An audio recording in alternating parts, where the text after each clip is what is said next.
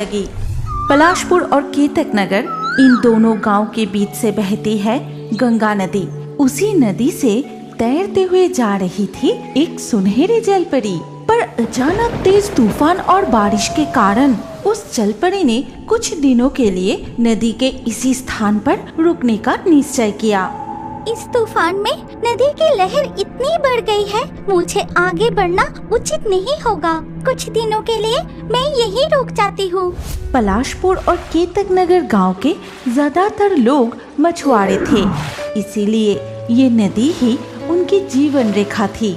इस नदी में नहाना, बर्तन धोना, कपड़े साफ करना और गांव के गाय और भैंसों को नहलाना सब कुछ होता था। लेकिन नदी के दोनों किनारे पर बसे पलाशपुर और केतक नगर, इन दोनों गांव के लोगों में हमेशा से झगड़ा चलता रहता था और सुनहरी जलपरी नदी के नीच से इन लोगों के सारे झगड़े देखती रहती थी। सावधान कालू, हमारे हिस्से की मछली अगर तू पकड़े ना तो अच्छा नहीं होगा। इस नदी के मछली पर हमारा ज्यादा हक है। हाँ। ये सुनकर कालू बहुत गुस्सा हो गया। वो देखता है कि निताई के कांटे में लगातार मछलियाँ फंस रही है, लेकिन उसके कांटे में अब तक एक भी मछली नहीं फंसी।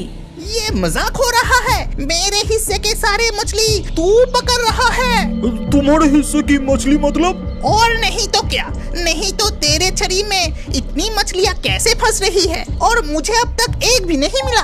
तुम्हें मछली पकड़ना नहीं आता इसीलिए नहीं मिल रहा है। खामोखा इल्जाम लगा रहे हो। क्या कहा तूने? इतनी हिम्मत? मुझे मछली पकड़ना नहीं आता।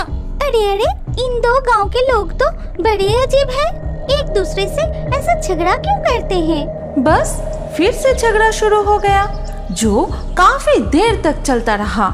इसके कुछ देर बाद रतन की पत्नी बर्तन धोने के लिए नदी किनारे आई और बहुत सारा कचरा नदी के पानी में फेंक दिया और वो कचरा बहकर नदी के दूसरी तरफ चला गया। तब नदी के उस तरफ बैठ के कलुआ के माँ कपड़े धो रही थी।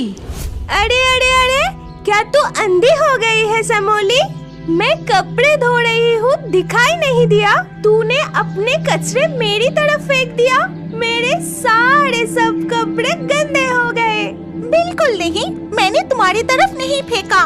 मैंने तो कचरा नदी में फेंका है। अब अगर वो बहकर तुम्हारी तरफ आ गया तो इसमें मेरा क्या दोष है? तुम इस तरह कौवे की तरह चिल्लाओ मत, समझे? क्या कहा? मेरी आवाज कौवे की तरह है और तुम्हारी आवाज तो कोयल जैसी है। रुक जा, अभी मजा चकाती हूँ। ये कहकर कलुआ की माँ पास से एक बाल्टी कचरा लाई और सीधे रतन की पत्नी के बर्तन पर फेंक दिया। ये तुमने क्या किया? छी छी छी! तुमने जानबूझकर मेरे बर्तनों पर कचरा फेंका। अरे कोई है, आकर देखो तो जरा। ये कलुआ की माँ जानबूझकर मेरे साथ झगड़ा कर रही है। अरे बाप रे, इन दो गांव की औरतें भी बहुत झगड़ते हैं। सैमोली की चिल्लाने के आवाज सुनकर गांव के कई लोग इकट्ठा हो गए।